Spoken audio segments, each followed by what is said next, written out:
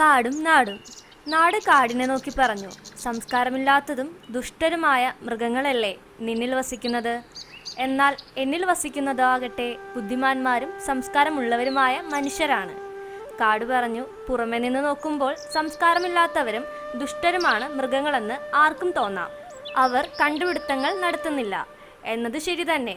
എന്നാൽ അതുകൊണ്ട് മാത്രം അവർക്ക് സംസ്കാരമില്ലെന്ന് പറയാനാവുമോ?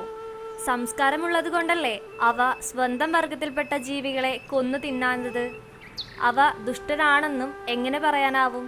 വിശപ്പടക്കാൻ വേണ്ടി മാത്രമല്ല അവർ കൊന്നു തിന്നുന്നത്. വിശപ്പില്ലാതെ ഇരിക്കെ അവർ ആരെയും കൊല്ലാറില്ലല്ലോ.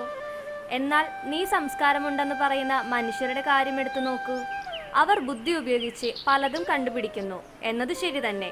എന്നാൽ അവരുടെ പല കണ്ടുപിടുത്തങ്ങൾ പോലും വിഡ്ഢിത്തങ്ങളല്ലേ? അവ അവരുടെ തന്നെ നാശത്തിന് കാരണമാകുന്നില്ലേ?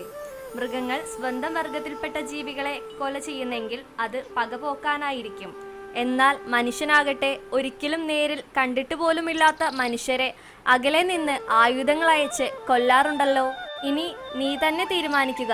തിന്നാൻ വേണ്ടിയും പക പോക്കാൻ വേണ്ടിയും കൊല്ലുന്ന മൃഗങ്ങളോ തങ്ങളുടെ ശക്തി പ്രകടിപ്പിക്കാൻ വേണ്ടി കൊല നടത്തുന്ന മനുഷ്യരോ ആരാണ് സംസ്കാരശൂന്യൻ? ഗുണപാഠം: സംസ്കാരം ഇല്ലാത്തടത്ത് മനുഷ്യത്വം തോൽക്കുന്നു.